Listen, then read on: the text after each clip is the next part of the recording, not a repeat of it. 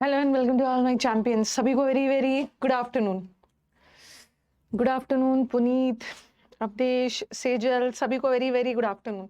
एक बार audio video बता देना। ओके, सबसे पहले हम लोग आज क्या करते हैं, पैसेज करते हैं। Okay, will do one passage.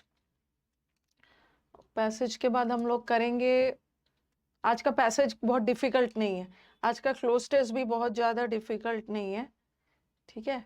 But आज का वो जो PQRS है ना, S1 और S6, उसमें थोड़ा सा टाइम लगेगा। ओके, उसमें थोड़ा सा टाइम लगने वाला है। मतलब आज CDS वाला है, S1 और S6 वाला, डरना नहीं। ओके, चलो पैसेज का क्वेश्चन दिखा देती हूँ पहले। राधे राधे, सभी को वेरी वेरी गुड आफ्टरनून। एक बार ऑडियो वीडियो बता देना, सब ठीक है ना? ठीक है, हम लोग PQRS S1 और S6 वाला लास्ट में करेंगे क्योंकि वो थोड़ा सा टाइम लेगा। सभी को very very good morning, good morning नहीं, गुड आफ्टरनून। ओके, तो स्टार्ट किया जाए ना। आज का मैं वो दिखा देती हूँ, पहले क्वेश्चंस दिखा देती हूँ। ओके, पैसेज अटेम्प्ट करने के पहले एक बार क्वेश्चंस वगैरह देख लेना, एक बार रिफ्रेश कर लेती हूँ ताकि आपको कमेंट्स वगैरह भी आते रहे।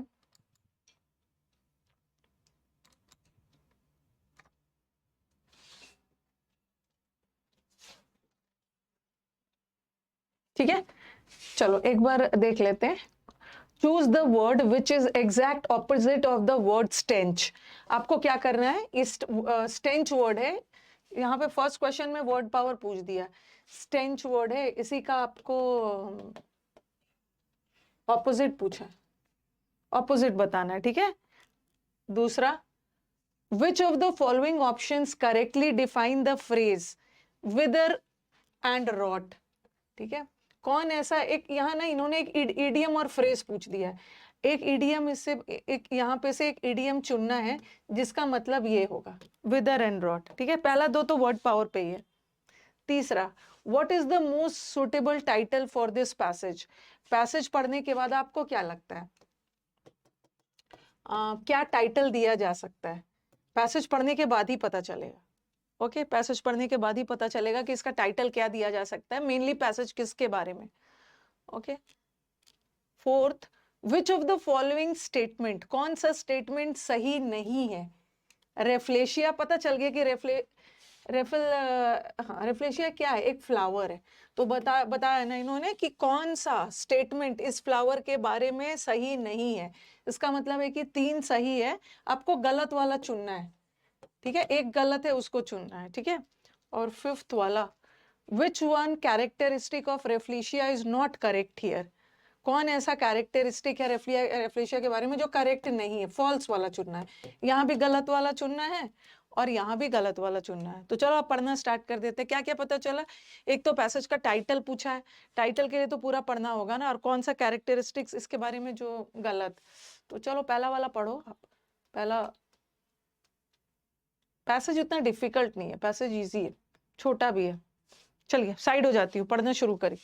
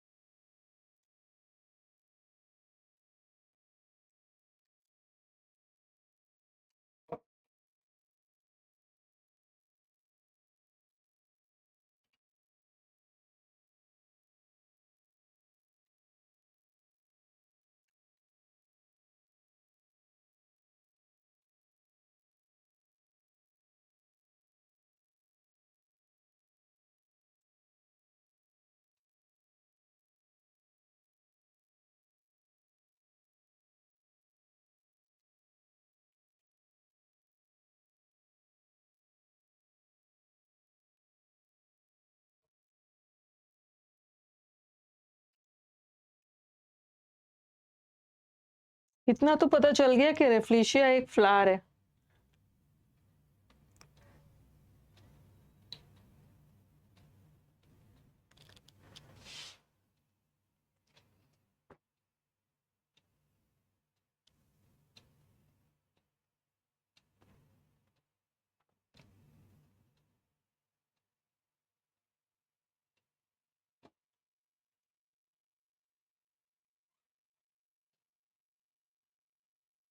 अच्छा, ये कार्निवोरस फ्लावर है, स्कूल में पढ़ा था। अच्छा, पैरासाइटिक फ्लावरिंग प्लांट है ये।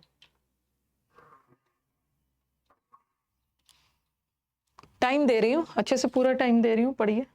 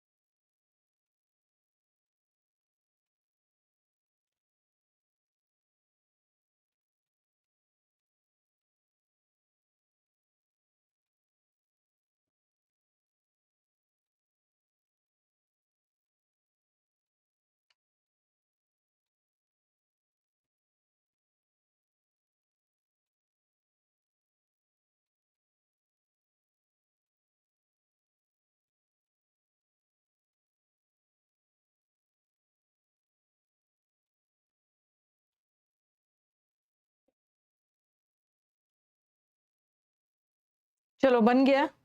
छोटा सा है। ओके, फ्लावर के बारे में क्या लग रहा है? ये फ्लावर की खुशबू क्या है? मतलब आपने पूरा पढ़ा तो क्या लग रहा है, फ्लावर में अच्छी वाली खुशबू है? कैसी फ्लावर, ये जो रेफ्लेशिया फ्लावर है, कैसी है इसकी खुशबू? खराब है, हाँ, खराब वाली खुशबू है। ओके, इसकी खुशबू अच्छी नहीं है। विदर का मतलब है मुरझा जाना, रॉट का मतलब है सड़ जाना। ये जो फ्लावर है ना, एक ही वीक तक रहता है, उसके बाद ये सड़ने, और नॉक्शियस स्मेल है। देखो, नॉक्शियस का मतलब होता है वेरी अनप्लेजेंट, बहुत खराब है। इस प्लांट का जो, इस फ्लावर का जो स्मेल वगैरह है ना, बड़ा खराब है, नॉल है। ठीक है, तो पहला वाला क्वेश्चन का आंसर बताना। Choose the word which is exactly opposite of the word stench.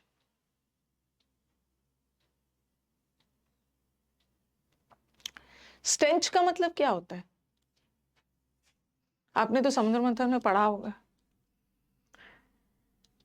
उल्टा बोलना। अरे, स्टेंच, ये ना, स्टेंच का मतलब होता है वेरी खराब स्मेल, बहुत ज्यादा सड़ा हुआ। ओके, फेटीड, फेटीड का मतलब भी होता है एकदम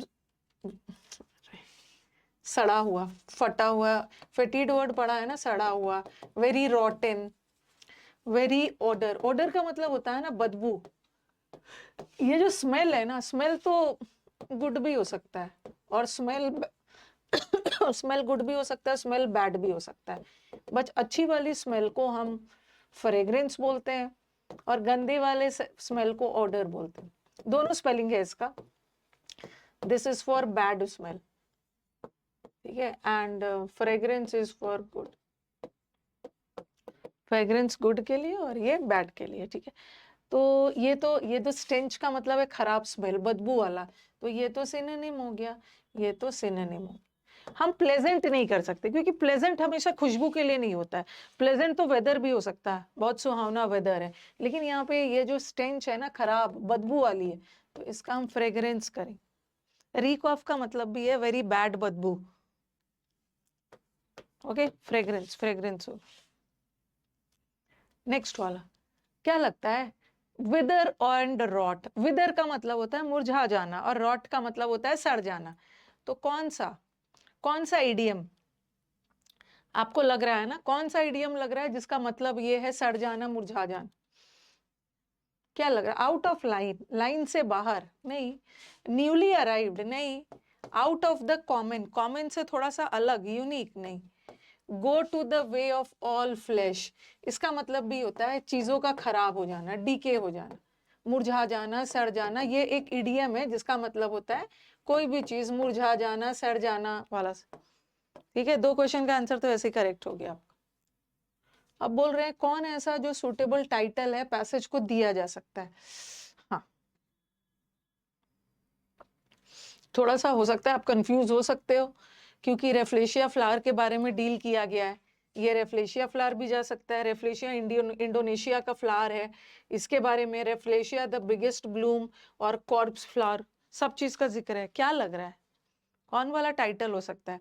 देखो इन्होंने ना इन जनरल रेफ्लेशिया फ्लावर के बारे में बात नहीं की है। Okay, in general rafflesia flower कैसा होता है उसके बारे में बात नहीं की है। इन्होंने जो नया उस समय जो रेफ्लेशिया फ्लावर खिला था उसका पूरा डिस्क्रिप्शन दिया है। ओके, इन जनरल बात नहीं की है इन्होंने। देखो बोला शुरू में तो बोल दिया है कि रेफ्लेशिया फ्लावर ये होता है, ऐसे ऐसे। ओके, और उन्होंने बोला है, अब इन्होंने स्टार्ट किया है यहाँ से पूरे पैसेज में ना, जो रिसेंट रेफ्लेशिया फूल खिला था, हैज ब्लूम, ब्लूम का मतलब है खिलना, इन इंडोनेशिया।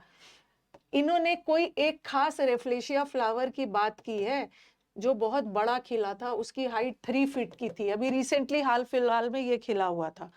ओके, और this is the biggest bloom to have ever been. इतना बड़ा ये जो फ्लावर का जो साइज है ना, इतना बिग कभी नहीं खिला था जितना इस बार रिसेंट वाले की बात की गई है। और इसी रिसेंट फ्लावर के बारे में पूरा डिस्क्रिप्शन दिया है। और ये जो एनॉर्मस, ये जो इतना बड़ा फ्लावर है ना, इसको देखा गया इसमें ये पूरा रिसेंट।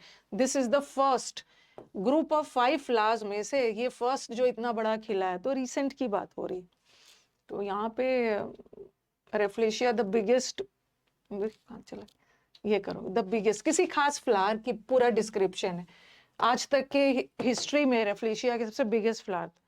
ओके, अदरवाइज सबके बारे में थोड़ा थोड़ा तो बताया ही गया, but mainly the passage is focused on this specific flower. Okay, गलत हो गया है, हाँ ये गलत कर दोगे। विच ऑफ द फॉलोइंग लग रहा है जो करेक्ट नहीं है, करेक्ट और नहीं है?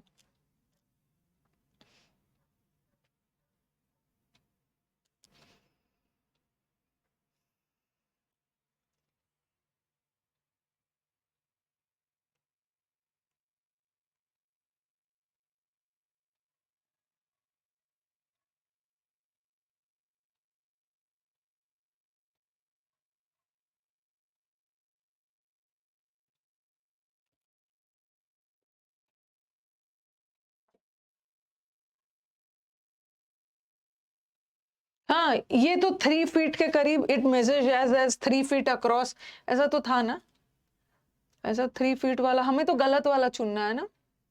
3 फीट अक्रॉस ये तो सही वाला है, हमें तो गलत वाला चुनना। और इन्होंने गलत वाला स्टेटमेंट किया है कि ये सिर्फ 1 हफ्ते तक रहेगा, बाद में ये सड़ जाएगा, मुरझा के सड़ जाएगा। तो इन्होंने 1 वीक के बारे में बताया है और यहाँ पे इन्होंने 1 वो लिख दिया है ना। और इसको कॉर्प्स फ्लावर भी बोलते हैं, ये भी सही है, करेक्ट है। ये भी सही है, हमें तो गलत वाला चुनना है। It will not last for 1 month, it will last for 1 week, so this is the incorrect statement. क्या लग रहा है? रेफ्लेशिया इज नॉट करेक्ट है, यहाँ पे कौन सा करेक्ट है? नहीं है।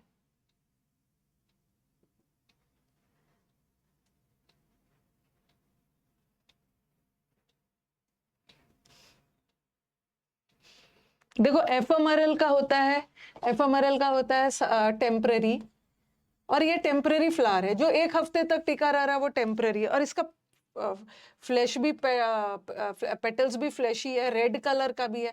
बट ये एरोमेटिक का मतलब है खुशबूदार, ये फ्लावर खुशबूदार थोड़ी है, ये तो स्टेंचिंग वाला। तो आज तो अच्छा है ना पैसेज, पैसेज और भी है, आज तो अच्छा वाला पैसेज है। पैसेज का स्कोर बताइए। आज तो 5 में 5 वाला पैसेज है।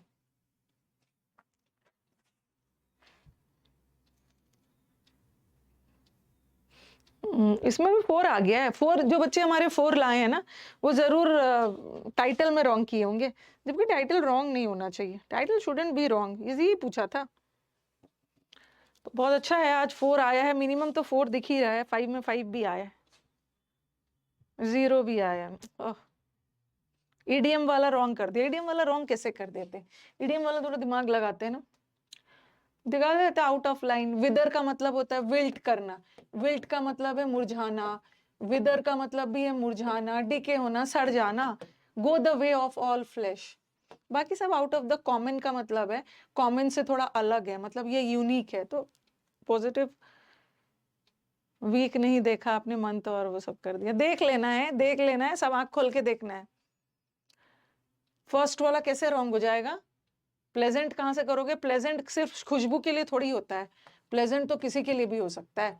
प्लेजेंट वेदर है, आज का मौसम बहुत सुहावना है, प्लेजेंट है, अच्छा है, लेकिन यहाँ तो खुशबू की बात हो रही है।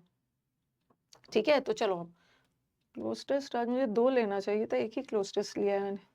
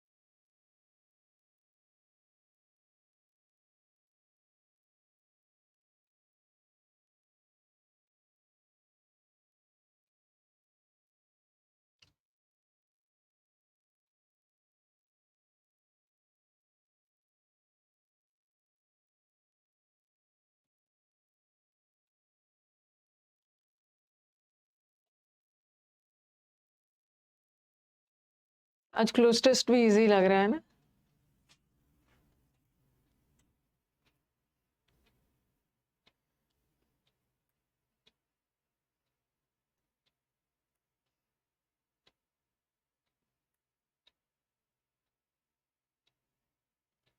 नेक्स्ट।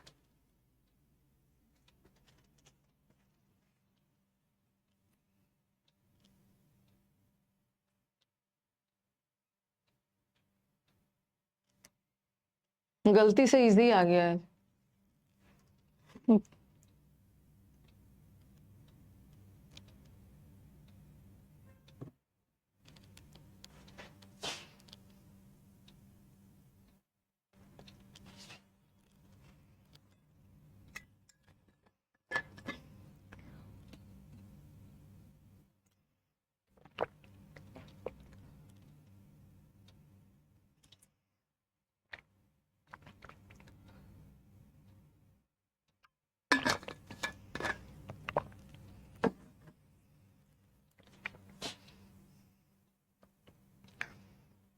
डन। चलो,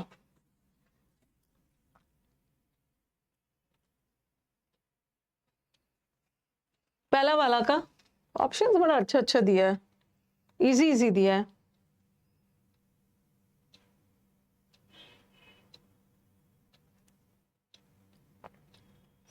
पहला वाला का आंसर क्या है?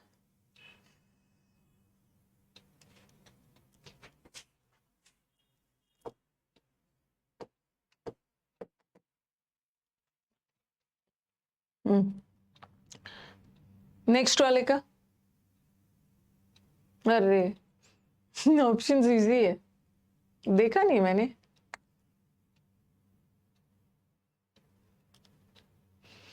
एक्चुअली सैटरडे को ना मैं थी नहीं, सैटरडे को मैं थी नहीं, क्योंकि जब मेरे पास क्लोज टेस्ट आता है ना तो मेरे को इजी लगता है तो मैं हटा देती हूँ, वो देती ही नहीं हूँ आप लोग। मैंने ये सब क्लोज टेस्ट चेक ही नहीं किया था, सैटरडे को is not available, that is why आपका इजी इजी आ। नेक्स्ट वाला।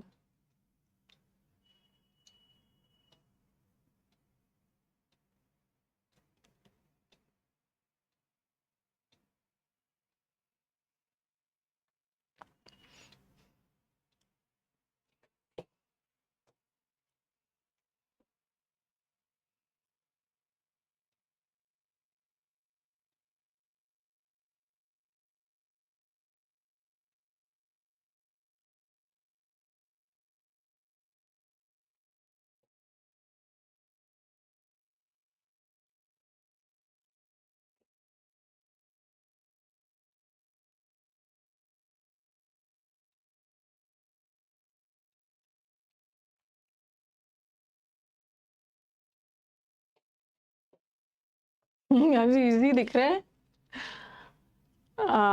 यस, स्कोर बताइए। Today's cloze test as well as passage was easy.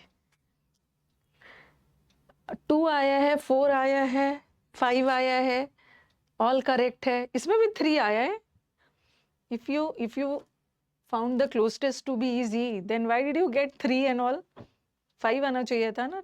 4 आया है, 5 आया है, और पता नहीं 4 जिसको आया है कौन सा रॉन्ग किया है।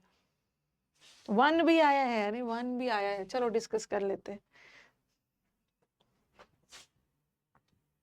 तेजी से कमेंट जा रहा है ना, 2 आया है।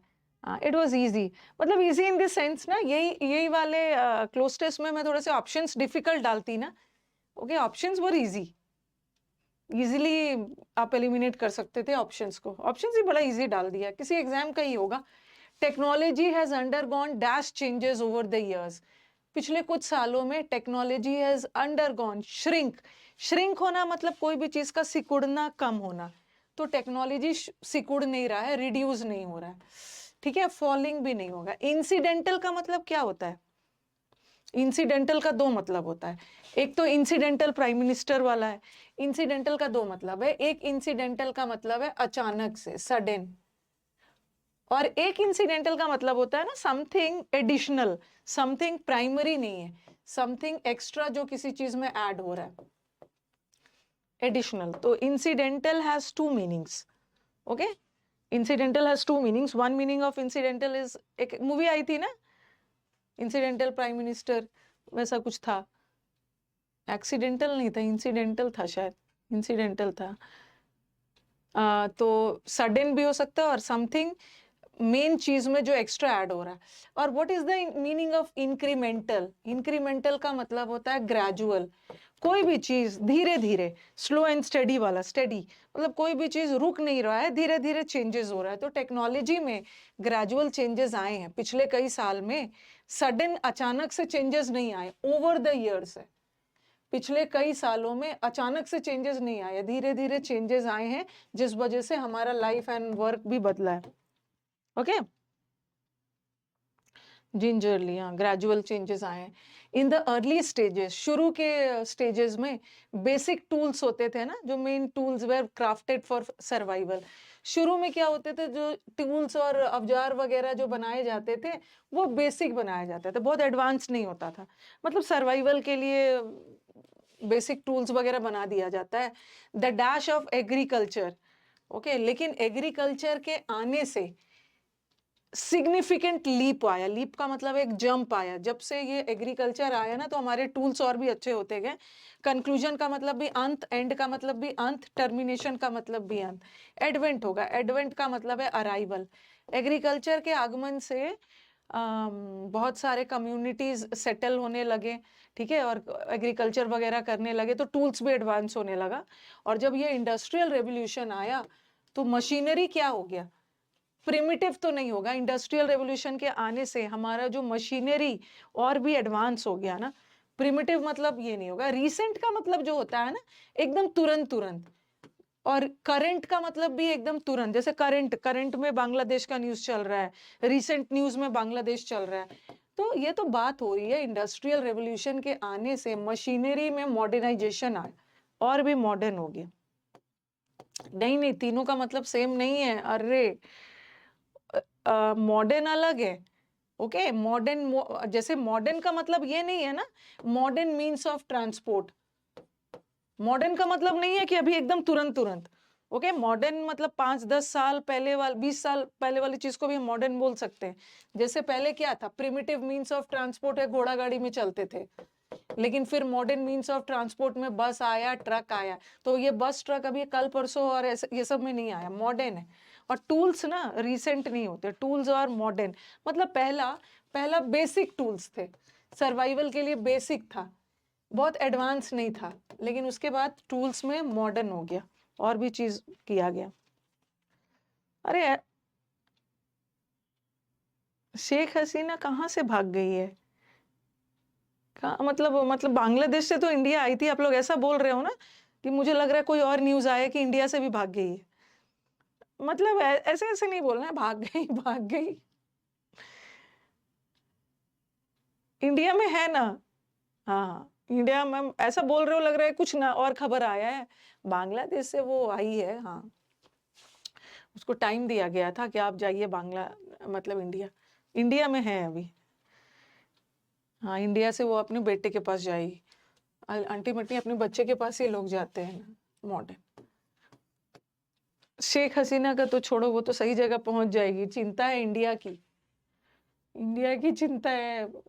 2-4 आतंकवादी आके घुस जाएंगे। हाँ, मॉडर्न होता है। और फिर देखो, इंट्रोड्यूस मॉडर्न मशीनरी। मशीनरी या तो हमारा मॉडर्न होता है या हमारा मशीनरी एडवांस्ड होता है, ओके। पहले तो प्रिमिटिव बनाया गया था, अब तो मॉडर्न कर दिया गया। Reshaping economy and societies. The 20th century brought about dash innovations, okay. 20th century में इनोवेशन का मतलब है कुछ नया नया, इनोवेशन का मतलब है कुछ क्रिएटिव नई चीजें आई। तो ब्रॉट अबाउट कैसा, 20th सेंचुरी में कन्वेंशनल मतलब पारंपरिक, ऑर्थोडॉक्स का मतलब भी रूढ़िवादी। तो 20th सेंचुरी में मेन स्ट्रीम, मेन स्ट्रीम का मतलब है ना मुख्य धारा में। तो 20th सेंचुरी में ना मेन स्ट्रीम चेंजेस नहीं आया, रेवोल्यूशनरी। रेवोल्यूशनरी मतलब क्रांतिकारी,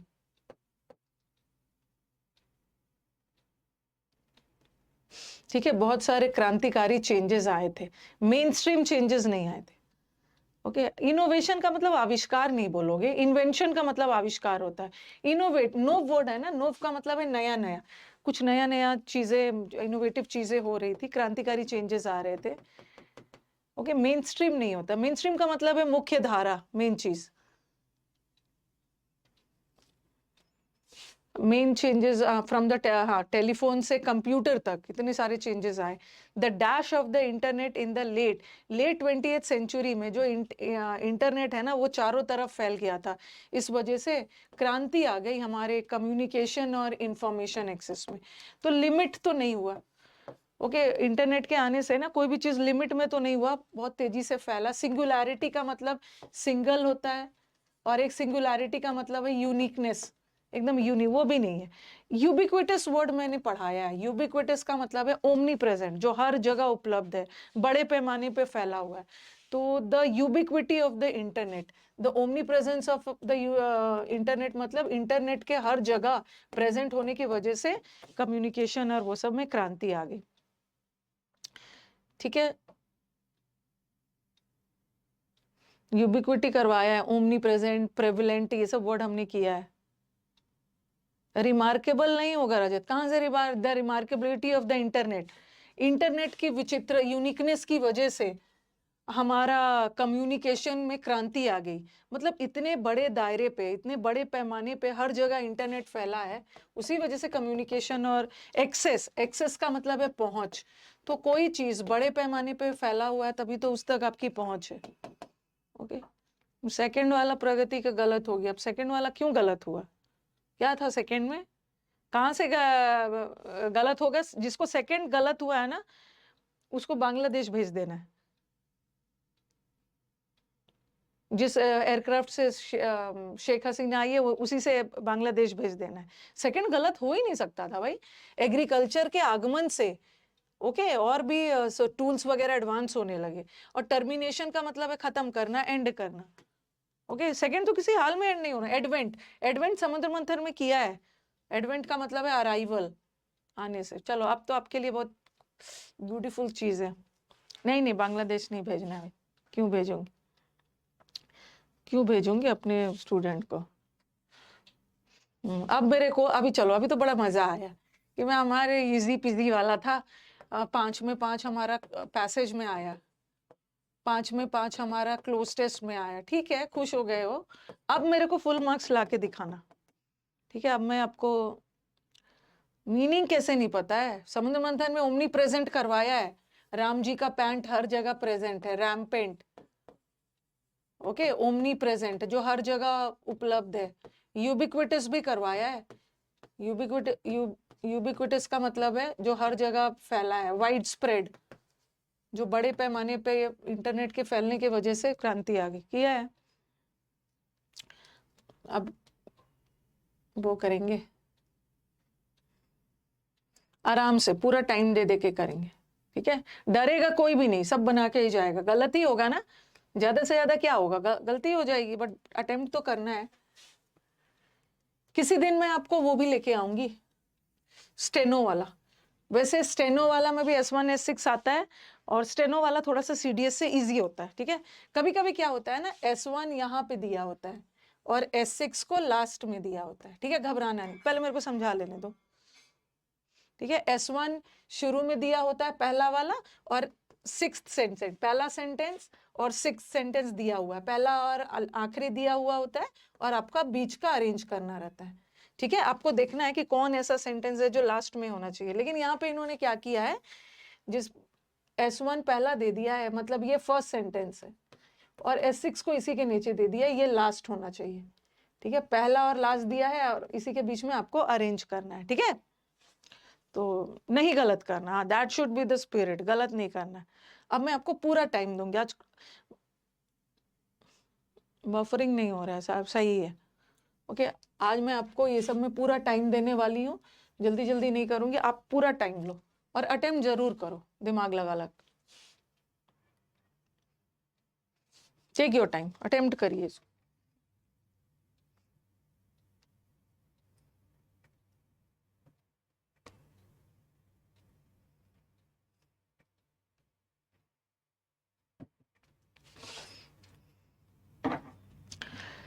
पहला और लास्ट दिया है PQRS।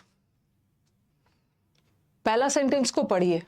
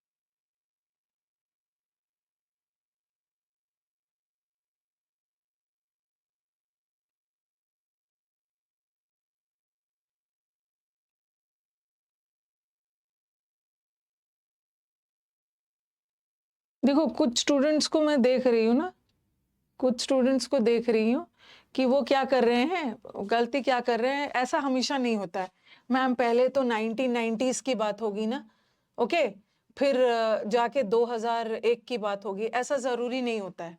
ऐसा जरूर हो सकता है ना कि हम रिसेंट की बात शुरू में करें और इस रिसेंट वाले को पास से कुछ कंपेयर कर सकते हैं, ऐसा भी हो सकता है। तो ये सब ना अपने दिमाग में नहीं लगाना। देखो देखो, सबसे पहले पहला क्वेश्चन मतलब वैसे आंसर आंसर आपका फर्स्ट है। ये सब सीडीएस का पेपर, आंसर फर्स्ट, ठीक है। आंसर आरपीक्यूएस है। अब मेरे को बताओ कमेंट बॉक्स में, मतलब क्या, पहले देखो इन्होंने बोला है हंगर और माल न्यूट्रिशन। माल न्यूट्रिशन का मतलब होता है कुपोषण, भूखमरी और कुपोषण आर द रिजल्ट ऑफ, मतलब ये भूखमरी और कुपोषण किसका नतीजा है? फूड इनसिक्योरिटी, फूड की कमी या अच्छा फूड नहीं मिल पाना, इस वजह से हंगर और भूखमरी आती है, ठीक है। तो पहला वाला सेंटेंस में ना हंगर और भूखमरी की बात से वाक्य को स्टार्ट किया है, ठीक है। अब हमें देखना है ना कि क्या हाँ, हंगर और भूखमरी की बात हो रही है। अब थोड़ा सा ध्यान लगाओ कि क्या पहला के बाद मतलब क्यू से वाक्य स्टार्ट हो सकता है? क्यू से स्टार्ट हो सकता है, मेरे को बताओ। देखो आप तो आराम से बना लिए हो, लेकिन मेरे को समझाना है क्यू से क्यों नहीं स्टार्ट होगा। क्यू से क्यों नहीं स्टार्ट होगा? पहले तो एक जनरल सेंस में बोलिए कि भूखमरी और कुपोषण ना फूड की कमी की वजह से हो जाता है। हमारा हमारा क्वेश्चन क्यू से वंस, क्यू से क्यू एस, अरे रुको, क्यू एस बाद में करो। पहले अब देखो, पहले इन्होंने बात की है ना, पहले तो एक जनरल बात की है, फिर इन्होंने बात उठाया है इंडिया की, ओके। हंगर और भूखमरी की बात की है और फिर इंडिया की बात उठाई, और इंडिया के बारे में ही आगे जाके सब बोला है। The ratio of decline in the proportion of, जो ये जो रेशियो है ना अंडर नरिश्ड और ये सब का, ये बहुत ज्यादा स्लो है। ये कहाँ का रेशियो, कहाँ का रेशियो के बारे में बता रही है? इंडिया में, इंडिया में गरीब और पॉवर्टी वाला इंडिया का। तो पहले आप बताओगे ना कि इंडिया में ये एक कुपोषण और हंगर एक बहुत मेजर इशू है इंडिया में, और फिर इंडिया में कुपोषण और वो सब का रेशियो बताओगे, फिर जाके रेशियो बताओगे ना। इनफैक्ट, और एस से भी हम नहीं शुरू कर सकते हैं। The proportion of under nourished people, under nourished, proportion of under nourished people stagnant था। कहाँ के पीपल? इंडिया के। तो पहले पहले तो आप ऐसा बोलोगे ना इंडिया में भी ये सब प्रॉब्लम है, और उसके बाद पूरा डेटा बताओगे इंडिया में भी इतना इतना रेशियो है। तो इसका मतलब है कि आर से ही शुरू होगा, आर से ही शुरू होगा, ठीक है। तो या तो दो ऑप्शन तो किसी हाल में छांटना है, आर से ही शुरू होगा। अब देखो आर में दो ऑप्शन है। अब इन्होंने क्या किया है ना, आर के बाद पी तुरंत लगाया है और यहाँ आर के थोड़े देर बाद पी लगाया है। तो आपको देखना है ना कि या तो आर पी साथ साथ होगा या क्यू एस साथ होगा। अब थोड़ा सा सेंटेंस क्यू और एस पे देखो। इनफैक्ट का मतलब होता है वास्तव में। हम वास्तव में, जैसे मैंने बोला ना, ये ही इज वेरी इंटेलिजेंट, ये इंटेलिजेंट है, वास्तव में ये बहुत ज्यादा ही इंटेलिजेंट है। तो हम वास्तव में तब बोलते हैं ना जब उसके बारे में हम कुछ बोल लेते हैं। देखो यहाँ भी प्रपोर्शन की बात की है, the rate of decline in the proportion of under nourish through, इसकी हिंदी मत करिएगा, हिंदी करने की जरूरत नहीं है। द रेट ऑफ डिक्लाइन का प्रपोर्शन ये है, ठीक है, वॉज मच स्लोअर। और वास्तव में with the proportion of under nourish people remain stagnant. तो वास्तव में तो हम तब बोलते हैं ना जब उसके बाद, तो क्यू के तुरंत बाद ऐसा आना चाहिए। इंटेलिजेंट है, वास्तव में बहुत ज्यादा ही इंटेलिजेंट, क्यू से दूर ऐसे नहीं करोगे। तो ये ठीक है, क्यू और एस साथ साथ होगा। और अब हम लोग बना लेते हैं। वैसे आपको इतना ज्यादा टाइम देने की जरूरत नहीं है, मेरा काम है समझाना। ये सब हंगर और फूड न्यूट्रिशन बड़ा प्रॉब्लम है, और बोल रहे हैं कि ये वाला प्रॉब्लम इंडिया का एक बहुत बड़ा प्रॉब्लम है।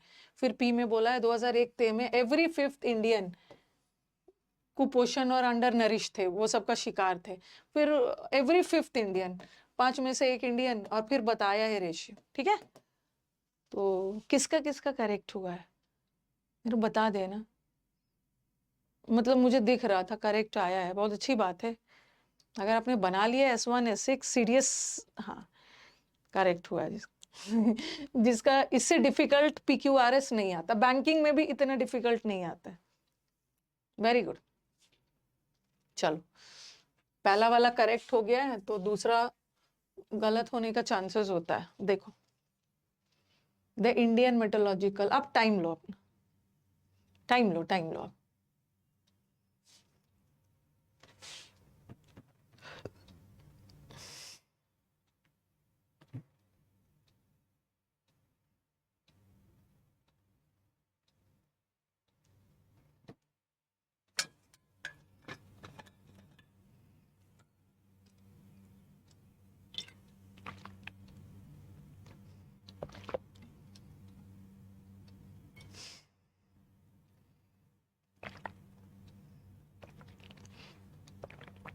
ज्यादा से ज्यादा ना आपको दो ऑप्शन में ही प्रॉब्लम होता है।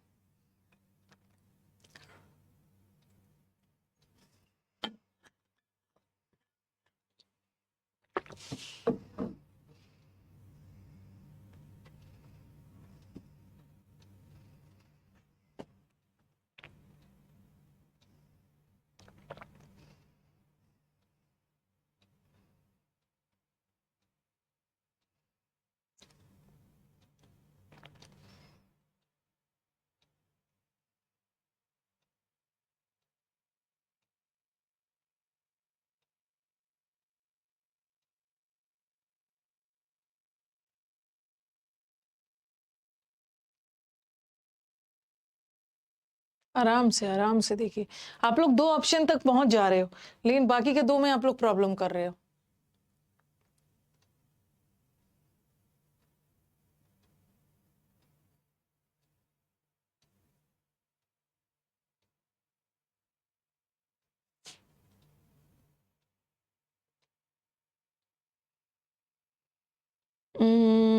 Answer answer is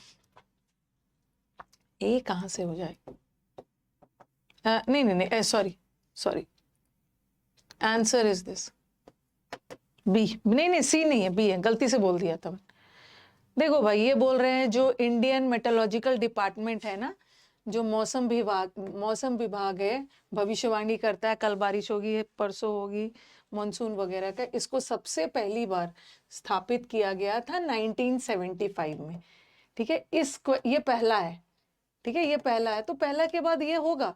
the IMD is also burden with IMD, perhaps जो मौसम विभाग है, इसको ये भी करना होता है। ओके, मानसून के बारे में अभी तो मौसम विभाग के बारे में हमने कुछ बताया ही नहीं। पहले तो बताएंगे ना कि मौसम विभाग ये करता है और ये भी करता है। अभी तो सब मैंने इसकी स्थापना के बारे में बात की है, तो पी से तो शुरू ही नहीं। ठीक है, पी से तो शुरू ही नहीं होगा। और देख लो, और हाँ, पहले द मौसम विभाग इशूड द फर्स्ट, पहली बार इसने भविष्यवाणी की थी 1986 में।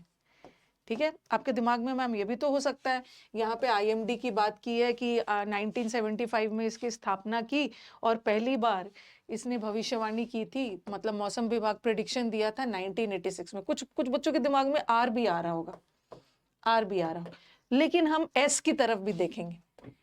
ठीक है, एस की तरफ भी हम देखेंगे। एस में बोल रहा है ना, देखो पहले हम मौसम विभाग के बारे में की पहली स्थापना हुई, फिर बताएंगे ना कि मौसम विभाग मतलब ये IMD मेट्रोलॉजिकल डिपार्टमेंट होता क्या है। पहले बताएंगे कि ये इसकी स्थापना ये है और ये होता क्या है, फिर उसका काम बताएंगे। इन्होंने पहली बार ऐसी की, तो ये it is the natural meteorological service, S से स्टार्ट होगा। ठीक है, तो आर भी नहीं होगा, आर भी नहीं हो। पहले तो किसी एजेंसी के बारे में बोलेंगे, इसकी स्थापना हुई, इसका काम ये है। ओके, ये एक मेट्रोलॉजिकल सर्विस देता है, ये एक प्रिंसिपल एजेंसी है जहां मौसम विभाग से रिलेटेड सब किया जाता है। और फिर बताया कि इसने पहली बार, तो एस के बाद ही आ आएगा, एस के बाद इसने पहली बार 1986 में मानसून रेनफॉल का प्रिडिक्शन किया था। The crop yield formation unit of the department developed, बहुत सारे स्टैटिस्टिकल मॉडल्स डेवलप किया है, टेक्निक्स वगैरह। और इसका काम ये भी होता है with the most critical form of Sood saying. ठीक है, सूद सेइंग का मतलब क्या है? फोरकास्टिंग। फोरकास्ट करना मतलब प्रिडिक्शन करना, मॉनसून का प्रिडिक्शन करना। और इस मॉनसून के प्रिडिक्शन से इंडियन इकोनॉमी पे इसका इफेक्ट होता है। तो यहाँ पे प्रिडिक्शंस वगैरह की बात की है ना, कि ये मानसून वगैरह का भी प्रिडिक्शन करता है, और इसी प्रिडिक्शन पे तो हमारा इंडियन इकोनॉमी आश्रित है। तो लास्ट वाला पी हो, ठीक है। एक भी सही नहीं जा रहा है। आज पहला दिन है ना, ठीक है, आज पहला दिन है, तो आपको थोड़ी सी दिक्कत हो रही होगी, लेकिन हो जाएगा, हो जाएगा, धीरे धीरे इंप्रूव हो जाएगा। उसके बाद क्या होगा ना, आप बहुत तेजी से आंसर दे रहे हो, जब आपका रॉन्ग होगा ना, तब आप थोड़ा सा पॉज लेके सोच समझ के आंसर दोगे, ठीक है। आज पहला दिन है इसलिए दिक्कत हो रही है, धीरे धीरे हो जाएगा। ये तो मुझे लग रहा है कर लोगे।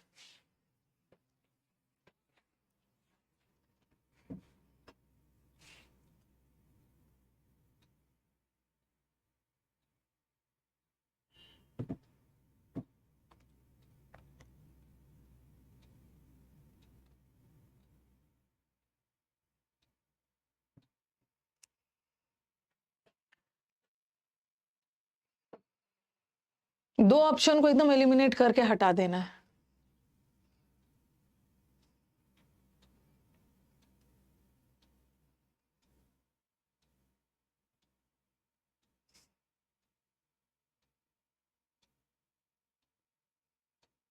पहला देखो, अच्छे से देखो, दो ऑप्शन तो हटा देना।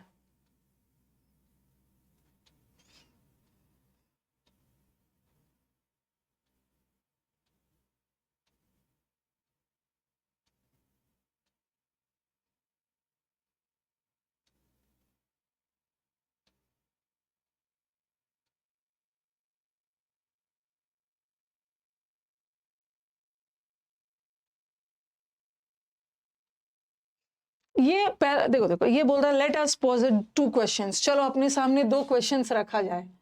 पहला क्वेश्चन क्या है? पहला क्या चीज ऐसा है जो पार्लियामेंट्री सिस्टम को वीकेन कर रहा है? एल करना मतलब वीकेन कर रहा है, कमजोर करना, क्या है? यहाँ पे 2 क्वेश्चन रखा गया है, ठीक है। पहला क्वेश्चन ये है, अब कुछ बच्चों के दिमाग में आएगा कि मैम क्वेश्चन पूछा है तो यहाँ पे आंसर भी तो दे रहे हैं, इसका आंसर ऐसा क्या चीज है जो पार्लियामेंट्री सिस्टम को परेशान कर रहा है?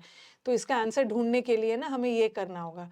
तो हम यहाँ पे पहले एक क्वेश्चन आपके दिमाग में आएगा, मैम पी से भी तो स्टार्ट हो सकता है।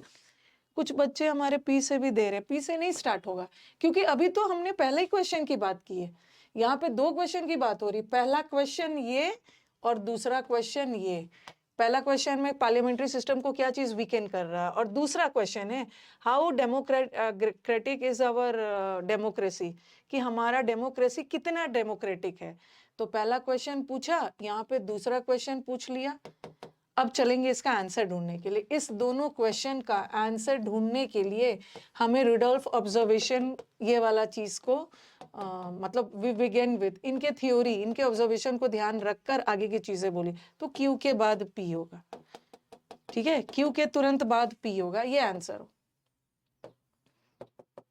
ओके, इसका आंसर ढूंढने के लिए ना ये दोनों क्वेश्चन का, we begin with Rudolph observation that the parliamentary life has deteriorated in India, India में डिटोरिएशन हुआ है। और फिर आगे जाके बताया है for a system to survive और ग्रो करने के लिए ना पार्लियामेंट्री जो हमारा लाइफ है it needs to be supported. Deteriorate हुआ है, बट इसको मजबूत करने के लिए क्या क्या करना है बताया है, ठीक है। तो ये तो आई थिंक सही हो गया होगा, ये तो आराम से सही हो जाएगा। पहला क्वेश्चन, दूसरा क्वेश्चन और दूसरा क्वेश्चन, मतलब इस दोनों क्वेश्चन का आंसर ढूंढ रहे हैं। तो क्यू के तुरंत बाद ही पी होगा।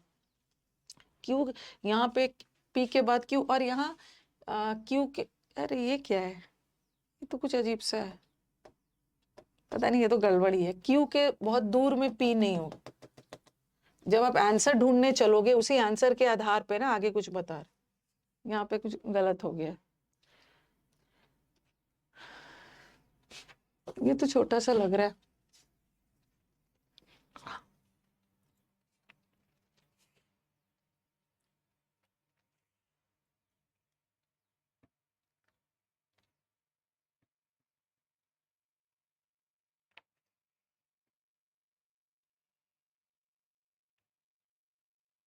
पहला वाला क्वेश्चन पढ़ना है, पहला वाला पढ़ोगे तभी तो समझ में आएगा। People of every country think very highly of themselves and consider their country. Her country के लोग सोचते हैं ना कि मेरा कंट्री बेस्ट और ग्रेटेस्ट है।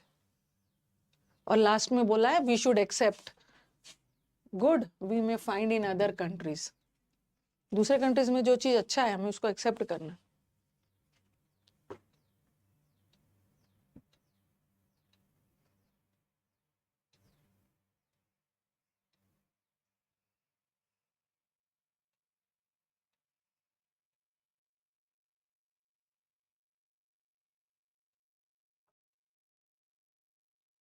दो ऑप्शन को किसी हाल में एलिमिनेट तो करना ही होगा अगर आंसर की एक्यूरेसी चाहते हो।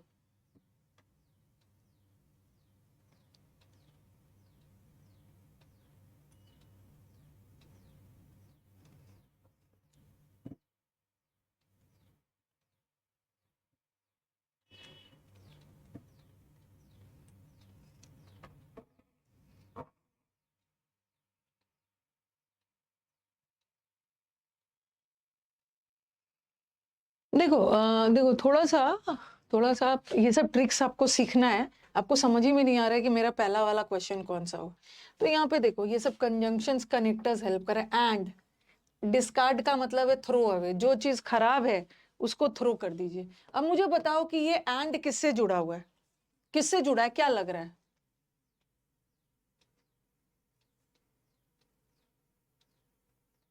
किससे जुड़ा हुआ है मतलब क्या लग रहा है? ये एस से जुड़ा है ना। We have to keep, keep का मतलब है रखना है।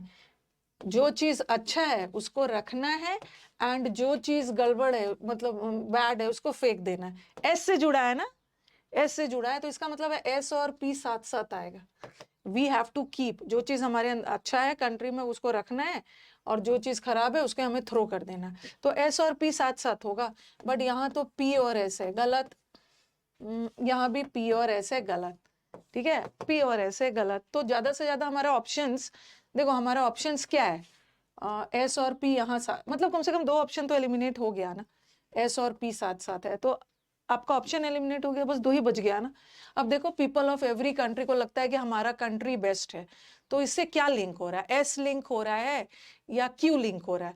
यहाँ पे ना, यहाँ पे वी हैव टू कीप, देखो यहाँ पे कंट्री की बात की गई है तो इसी को थोड़ा सा और डिटेल में बताया है। सबको लगता है ना कि मेरा कंट्री बेस्ट है, लेकिन कोई भी कंट्री पूरी तरह से बेस्ट नहीं हो सकता है।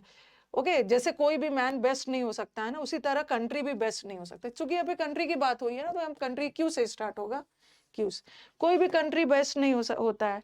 One must cultivate the ability to discern, हमारे अंदर कोई भी मतलब कोई भी चीज पूरी तरह से सही नहीं होता है।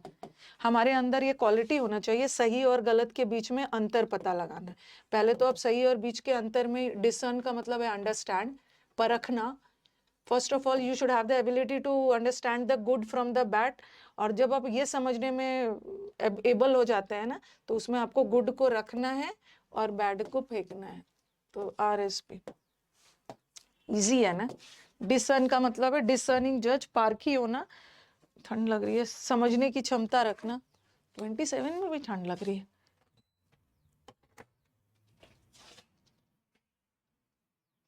हाँ तो इफ आपको सिर्फ दो ऑप्शन में कंफ्यूजन होता है ना, नहीं होना चाहिए। अगर आप दो छाट ले रहे हो तब तो we are very close to the answer. Connoisseur, connoisseur का मतलब होता है डिसर्निंग जज, कला के पारखी। कुछ तो दुखी हो गए होंगे ये सब देख देख के, लेकिन क्या करोगे, दुखी भी हो गए, करना तो है ही। Take your time. पहला क्वेश्चन पढ़ लीजिए, मतलब पहला सेंटेंस। गलत हो रहा है, सीखने आए हैं हम लोग।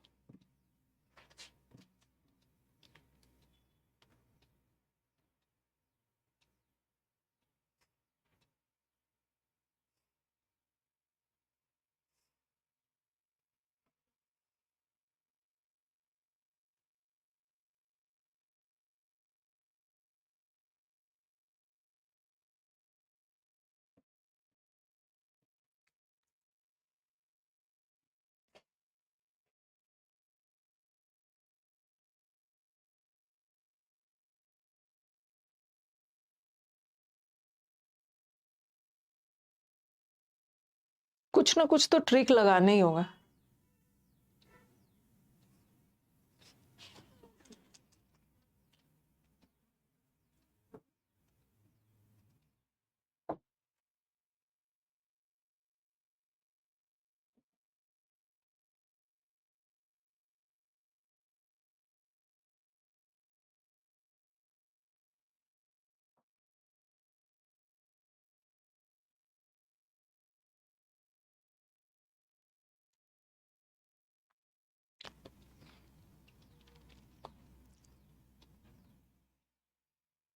अच्छा मेरे को बताना, जरा मेरे को बताना कि आपको आर एस में क्या लग रहा है, कौन सा पहला होगा? क्योंकि अगर हम आर एस को करते हैं ना तो दो ऑप्शन हट जाएगा, आर एस, एस आर, फिर से एस आर और आर एस। हमें तो दो ऑप्शन हट, क्या लग रहा है? मैं ना ये सब पे नहीं जाऊंगी, ये सब पे लेंदी सेंटेंस जा रहा है तो इसको मैं कनेक्ट नहीं करूं। पहले मैं दो छोटे छोटे सेंटेंस को पिक कर दिया, क्या लग रहा है? पहले एस होना चाहिए ना, पहले एस होना चाहिए। देखो बता रहे हैं, the poor, poor lead a happier life than the rich. ये बोल रहे हैं द पुअर मतलब दुनिया के सारे गरीब और दुनिया के सारे अमीर। ये बोल रहे हैं कि जो गरीब लोग हैं ना उनकी लाइफ ज्यादा खुश होती है। ओके, और ये बोल रहे हैं पहले तो उस गरीब और अमीर की बात करेंगे ना, गरीब और अमीर लोगों की बात करेंगे, फिर हम उनके बच्चों के बारे में बात करेंगे। ओके, ये बोल रहे हैं पुअर का लाइफ ज्यादा हैप्पी होता है और the children of the rich are not so lucky. Rich लोगों अब बोलोगे मैम ऐसा क्यों बोल रहे हैं, मतलब देखो ओके, ये जिस अकॉर्डिंग जिन जो ऑथर का थॉट्स है मैं वही बोल रही हूँ। तो पहले तो गरीबों के बारे में बोलेंगे, फिर गरीबों के बच्चे मतलब अमीरों के बच्चे ज्यादा अनलकी होते हैं, are not so lucky as those of. तो एस के बाद ही आर होगा ना, एस के बाद ही आर होगा, सॉरी सॉरी, हाँ एस के बाद ही आर होगा, आर के बाद एस नहीं होगा, आर के बाद एस नहीं होगा। अब हमारा दो ही ऑप्शन है, इसी दोनों में से कोई होगा, देख लो आप। और दोनों एस से ही स्टार्ट हो रहा है, दोनों एस से ही स्टार्ट हो रहा है ना, और एस के बाद आर ही होगा ना, एस के बाद पी नहीं होगा। गरीब की लाइफ ज्यादा खुश होती है, अमीर के बच्चे तो अनलकी होते हैं। हम गरीब के, हम लोग के बच्चे तो आराम से घूम रहे हैं, मोमोज और गोलगप्पे खा रहे हैं, कोई पूछने वाला भी नहीं है रोड पे। बट अंबानी जी के बच्चे नहीं आके मोमोज और गोलगप्पा खा सकते, उसी सेंस में बोला है एस आर। ठीक है, ये बोल रहे हैं पॉवर्टी, पॉवर्टी को हम गलत एक अभिशाप मानते हैं, पॉवर्टी इज रॉन्गली, ये गलत है, पॉवर्टी को अपना पॉवर्टी को अभिशाप मानना गलत है। क्यों? क्योंकि पुअर लोग ज्यादा खुश है, इनके बच्चे रिच की तरह वो नहीं है, लकी नहीं है। ओके, फिर बताया the home of poverty is free from care and social envy, कोई इनसे जलता वलता नहीं है। ओके, सब मिलजुल के रहते हैं, और जितने भी महान महान लोग हैं ना ये गरीब बैकग्राउंड से। Okay, all are correct. अभी रुक जाओ और दे रही हूँ।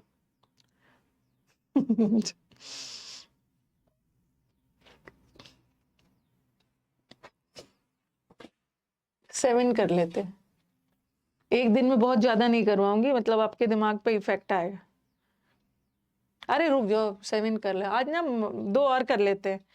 आज मुझे टाइम कम पड़ गया है, मतलब ज्यादा टाइम बच गया है। आज मैं एक ही क्लोज टेस्ट लेके आई थी।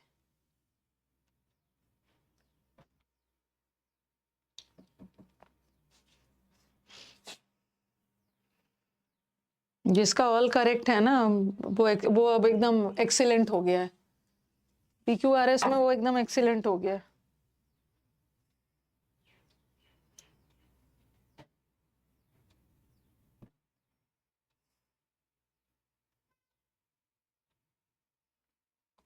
All work and no play, सिर्फ काम करोगे खेलोगे नहीं तो makes Jack a dull boy. तो ये वाला एक कहावत है, ठीक है, अगर आप सिर्फ काम करोगे खेलोगे कूदोगे नहीं तो आप डल बन जाओगे। और इस कहावत में सच्चाई भी है, लिखा है there is a truth in this proverb.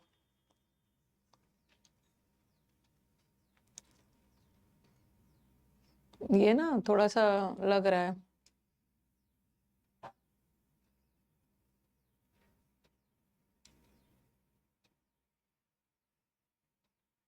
ये जीन्स नहीं है, अरे ये जीन्स कहाँ से हो गया, गेम्स होगा, गेम्स प्रोवाइड रिक्रिएशन मतलब मौज मस्ती हॉबी, जीन्स नहीं।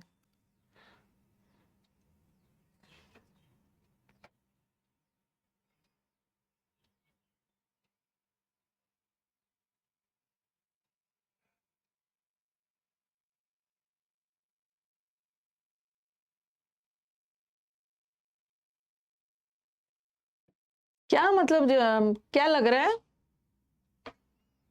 मतलब क्या जो बच्चे हमारे आंसर दे रहे हैं, मतलब किस बेसिस पे क्या आपको एलिमिनेट कर रहे हैं? कौन सा ऐसा वर्ड को आपने मतलब चूज किया है? देखो मेरे को क्या लग रहा है, देखो यहाँ पे P के बाद S, यहाँ भी P के बाद S, और यहाँ भी P के, ऐसा जरूरी नहीं है कि कभी कभी क्या होता है और यहाँ S के बाद P, तो जो चीज सबसे अलग है या तो वो आंसर हो भी सकता है या तो वो आंसर नहीं भी हो सकता, इसमें से भी हो सकता है, लेकिन कुछ तो क्लू दिया है ना। ओके, तो हम लोग कुछ लिंक कर सकते हैं। देन मतलब उसके बाद, उसके बाद क्या बता रहा है ये, देन टाइम बता रहा है, और ये बोल रहा है ना प्यूपल्स, प्यूपल्स मतलब स्टूडेंट्स को बोलते हैं, शिष्य। Student should play for an hour, student को 1 से 2 घंटा खेलना है, यहाँ भी टाइम बता रहा है, स्टूडेंट को 1 से 2 घंटा खेलना है और उसके बाद फिर जाके पढ़ना है ताकि वो रिफ्रेश हो जाए। देन मतलब उसके बाद, यहाँ भी टाइम बता रहा है, 1-2 घंटे बाद फिर जाके उसको पढ़ लेना, तो एस के बाद ही पी होगा ना, ए होगा, ए होगा, ये बोल रहे हैं। हाँ।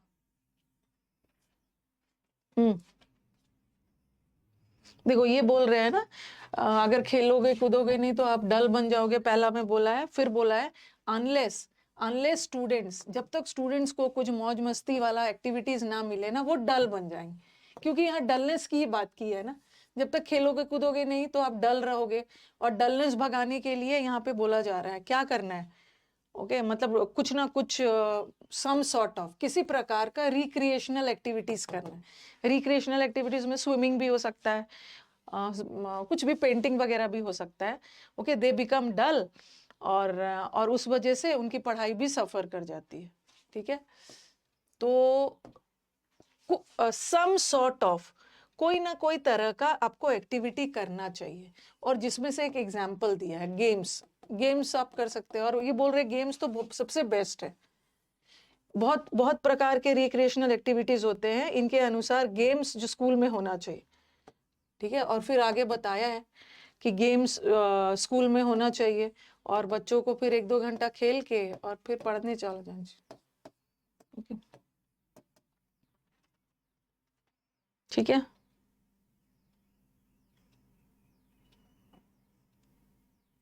लास्ट एक और करते हैं, जीन्स लगा दिया तो गेम्स होना चाहिए।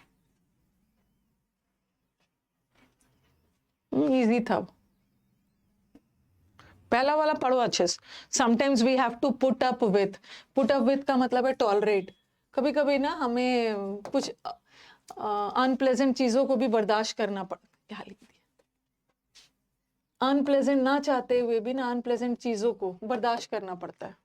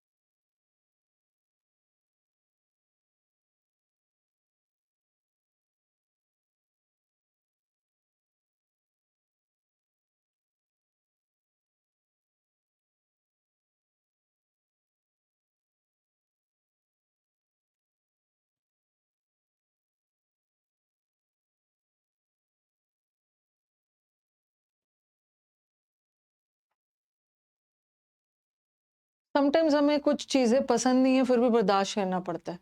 अब मेरे को क्या करना है कि suppose we shift into a house near a factory, as times goes by, अब 10 we can get use to anything, अब कुछ ना कुछ तो लिंक करना होगा।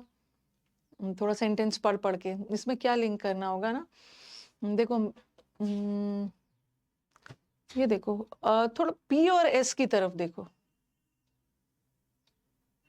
ठीक है, पी और एस की तरफ सब बोल रहे सपोज, सपोज हमें एक ऐसे घर में शिफ्ट करना पड़े जो फैक्ट्री के नजदीक हो। Okay, which keeps going all day, कोई फैक्ट्री के नजदीक हो जो पूरे दिन फैक्ट्री चल रहा है, सपोज हमें वहां पे शिफ्ट करना पड़े। तो at first the noise of the machinery, कहाँ का मशीनरी, ये जो फैक्ट्री का मशीनरी वाला नॉइज है ना, सबसे पहले तो इम्पॉसिबल हो जाएगा हमारा रात में सोना। अगर हम किसी फैक्ट्री के नज़दीक घर ले लेते हैं, रात भर फैक्ट्री चल रहा है, तो ये जो फैक्ट्री का जो मशीन है ना, इससे हमारा तो पी के तुरंत बाद एस होगा ना, पी के तुरंत बाद तो एस होगा, तो पी के तुरंत बाद एस यहाँ भी है, और पी के तुरंत बाद एस यहाँ भी है। यहाँ तो पी और एस बहुत दूर पे है, तो हमारा दो ऑप्शन तो छट गया। ठीक है, यहाँ तो एस पी लगा दिया। अब ध्यान से देखिए, दोनों ऑप्शन क्यू से ही शुरू हो रहा है। ओके, दोनों ऑप्शन क्यू से ही शुरू हो रहा है। अब आपको देखना है ना, अब आपको देखना है कि क्यू में बोल रहे हैं कि समटाइम्स ना चाहते हुए भी हमें कुछ सिचुएशन को एक्सेप्ट बर्दाश्त करना पड़ता है, लेकिन जैसे जैसे टाइम बीतता है ना, हम अपने आप को ढाल लेते हैं। We get adept we are able to adept ourselves to it. It मतलब ये जो अनप्लेजेंट सिचुएशंस है, ओके, और ये हमारे लाइफ का एक हिस्सा बन जाता है। चलो क्यू से ही स्टार्ट होगा। अब देखो, अब और आपको अगर आपको कंफ्यूजन जरा भी हो रहा है, ओके, और हमारे लाइफ का एक हिस्सा बन जाता है। अगर आपके दिमाग में जरा भी कंफ्यूजन है तो लास्ट में देखो, but we find ourselves accustom to it. धीरे धीरे जैसे जैसे समय बीतता है, हम उसके आदी हो जाते हैं। किस चीज के? ये जो फैक्ट्री वाला है, ओके, फैक्ट्री वाला है, तो लास्ट वाला ऑप्शन एस से होना चाहिए ना।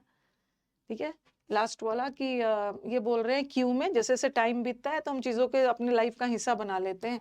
फिर यहाँ पे बोला है दस we get use to anything, हम किसी भी चीज़ के आदी हो जाते हैं। और एग्जाम्पल दे दिया, सपोज किसी, ध्यान रखना है ना, ध्यान रखना है कि हमारा लास्ट वाला ऑप्शन किसी फैक्ट्री को, किसी मतलब घर फैक्ट्री के सामने लेते हैं, तो पहले तो उनका मशीनरी से हम डिस्टर्ब होते हैं। ठीक है, फिर बाद में धीरे धीरे धीरे हम उसके साउंड का एक्ट हो जाता। तो लास्ट वाला एस होना चाहिए, लास्ट वाला आर नहीं हो। चलो अब एंड करती हूँ, 5 मिनट्स बचा है, अब क्या करना है? तो आप एक बार बता दो कि ऐसा वाला और चाहिए। ओके, तो अगर ऐसा वाला और चाहिए तो हम लोग मतलब चाहिए, आपके बोलने से मैं तो ऐसे ही पूछ रही हूँ ना, आप लोग की विशेष जानने के लिए, डिजायर जानने के लिए। आप चाहिए चाहे नहीं चाहिए, लेके तो मैं आऊंगी, बस मैं जानना चाहती हूँ। स्टूडेंट्स जिसकी पहली क्लास थी ना, अभी है और, ठीक है, बहुत सारा है। ठीक है, अभी मैं इसको बहुत सारा है, अलग अलग इसको सारा, थोड़ा सा कहीं सीडीएस का ही है, कभी इजी आता है, कभी थोड़ा सा, देखो कहीं कहीं पे बहुत लेंदी भी आया है। ओके, सीडीएस में ना ये 20 आता है, मतलब एकदम दिमाग थका देता है। लेंदी शॉर्ट वाला CDS is a game of sentence arrangement. CDS की हिस्ट्री में सबसे ज्यादा क्वेश्चंस 120 में से 40 क्वेश्चंस आपका सेंटेंस अरेंजमेंट रहता है। तो पहला 20 तो थोड़ा इजी रहता है, बट बाकी का 20 थोड़ा सा टफ रहता है। ठीक है, तो इसको भी हमें करना है, ओके, क्योंकि अब तो उसमें भी आ रहा है ना। बट ऐसा बात नहीं है, ऐसी बात नहीं है कि मैं यही हमेशा करवाऊंगी। Will be doing different pattern, सब करेंगे। हाँ, मैंने डाउट क्लास नहीं लिया था ना, डाउट क्लास सैटरडे को नहीं लिया था। डाउट क्लास में सेंड कर सकते हैं कोई भी डाउट, ब्रेनस्टॉर्मिंग है। बैंकिंग में भी PQRS आता है, which is the first sentence, which is the third, ऐसा टाइप्स। ओके, सब करेंगे हम लोग, सब पैटर्न करेंगे। वो कैब में 5 मिनट बचे आए करवा देती, लेकिन टाइम लगेगा। अभी ना उसको बुलाऊंगी, स्लाइड्स वगैरह डालेगा ढूंढ के, उतना में आपका पूरा 5 मिनट्स बीत जाएगा। अरे कभी 5 मिनट जल्दी भी छोड़ दिया है, कोई दिक्कत नहीं।